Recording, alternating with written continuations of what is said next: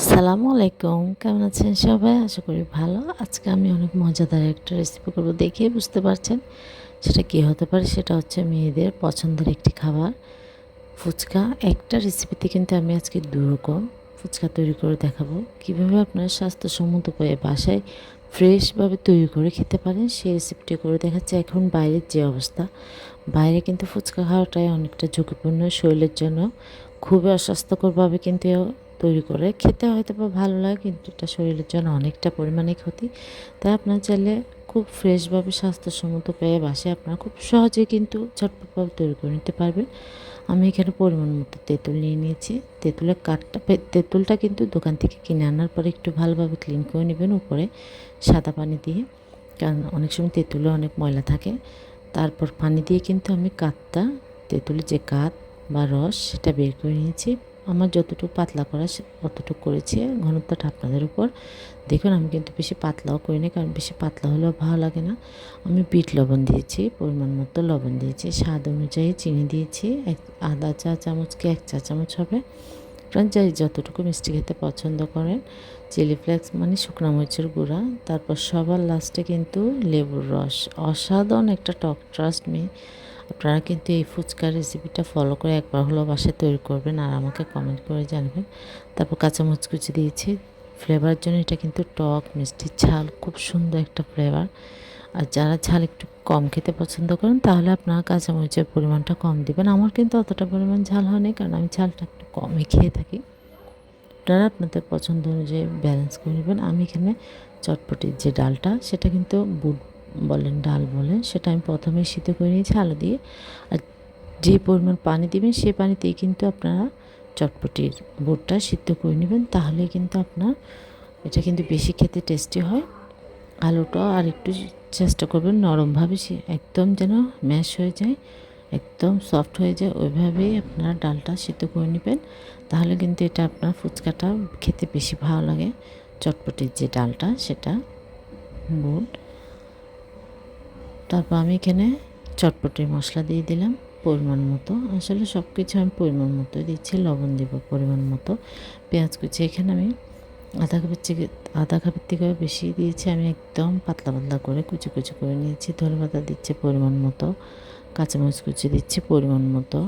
আর চটপটির মশলাটা আপনারা চাইলে বাসায় তৈরি করতে পারেন, বা আপনারা দোকানে কেনা মশলা। আমি কিন্তু দোকানে কেনা মশলাটা দিয়ে করছি, কিন্তু এই মশলাটা দিয়ে তৈরি করলেও কিন্তু এটা খেতে কিন্তু অসাধারণ হয়।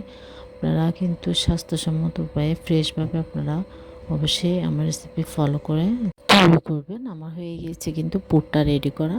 এবার আমি সালাডটা যে উপরে টপিংটা দিব সেটা তৈরি করেছি। এখানে শসা কুচি, ধনেপাতা কুচি, পেঁয়াজ কুচি, কাঁচামরিচ কুচি সব কিছু আমি করে নিচ্ছি, কিন্তু খুবই সহজ। জাস্ট আপনার বুটটা সিদ্ধ করলে কিন্তু হয়ে যাবে। এখানে কিন্তু আহামরি কোনো ঝামেলা নেই। অনেকের কাছে কিন্তু এটা ঝামেলা মনে হতে পারে।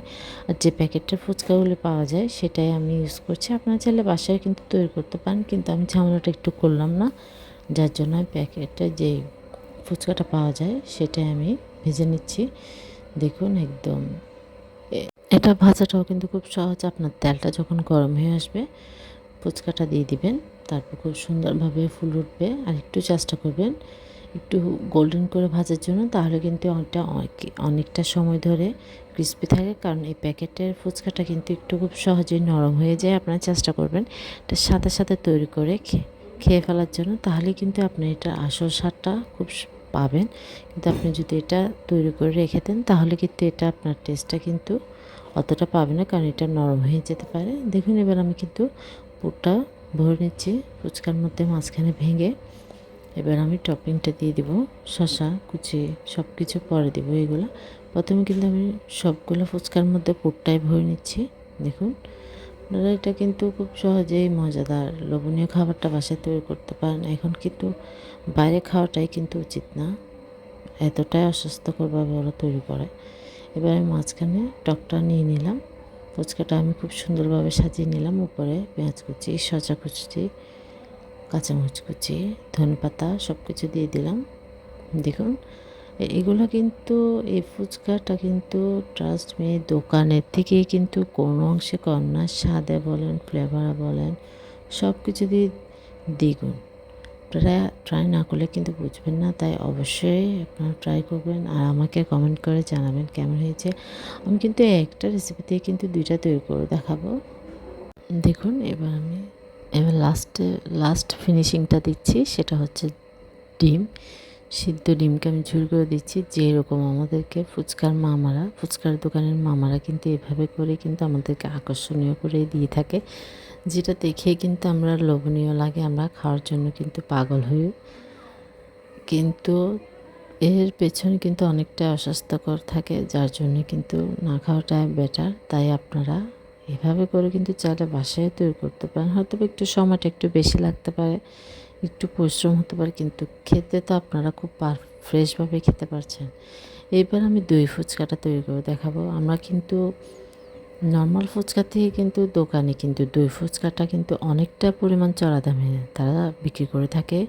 দই ফুচকাটা একদম কিন্তু হাতের নাগালের বাইরে থাকে। সামান্য দইটা অ্যাড করার কারণে আর গুড়মুড়টা দেওয়ার কারণে কিন্তু অনেকটা পরিমাণ টাকা তারা নিয়ে নেয়, কিন্তু এখানে কোনো চেঞ্জিং নেই, জাস্ট দইটা অ্যাড করলেই হয়ে যায়। কিন্তু এরপরও তারা কিন্তু এটা অনেকটা পরিমাণ দাম নিয়ে নেয়। কীভাবে আপনারা এই দই ফুচকাটাও খুব সহজভাবে তৈরি করবেন সেটাই কিন্তু আজকে আমি করে দেখাচ্ছি। দেখুন মাশাআল্লাহ, এগুলো কিন্তু দেখতে কতটা লোভনীয় লাগছে। আমি একদম নর্মাল ফ্রেশ দই নিয়ে নিলাম। আপনারা চেষ্টা করবেন পানি ছাড়া দই নেওয়ার জন্য। পানি সহ দই নিলে কিন্তু আপনার দইটা কিন্তু ভালো হবে না। দই ফুচকা সসটা, যে দই দিয়ে সসটা তৈরি করা হয় সেটা। তারপর এখানে আমি বিট লবণ দিলাম পরিমাণ মতো। সব কিছু যেহেতু আমি এখানে 1 প্লেট তৈরি করব, বেশি তৈরি করছি না দই ফুচকাটা, তাই আমি সব কিছু কিন্তু এক এক প্লেট পরিমাপে নিয়েছি। তারপর সামান্য পরিমাণ লাল মরিচের গুঁড়া দিচ্ছি, জাস্ট একটু ফ্লেভারের জন্য। হালকা একটু চিনি দিয়েছি আমি স্বাদ অনুযায়ী মিষ্টি, কারণ এটা দই ফুচকার দইটা কিন্তু টক মিষ্টি ঝাল, যার জন্য খেতে কিন্তু বেশ মজা লাগে। আমার কাছে কিন্তু দই ফুচকাটাই বেশি ভালো লাগে। আপনারা কমেন্ট করে জানাবেন কার কীরকম ফুচকা ভালো লাগে, দই ফুচকা ঝাল ফুচকা, সেটা অবশ্যই জানাবেন। আমার কিন্তু দই ফুচকাটা একটু বেশি ভালো লাগে। আমি এটা তো সেম পুরটা ভরে নিলাম, চটপটির যে পুরটা সেটা। তারপর যেই তেঁতুলের টকটা তৈরি করেছিলাম সেটা দিয়ে দিয়েছি। এবার লাস্টে আমি এখানে দইটা দিয়ে দিলাম।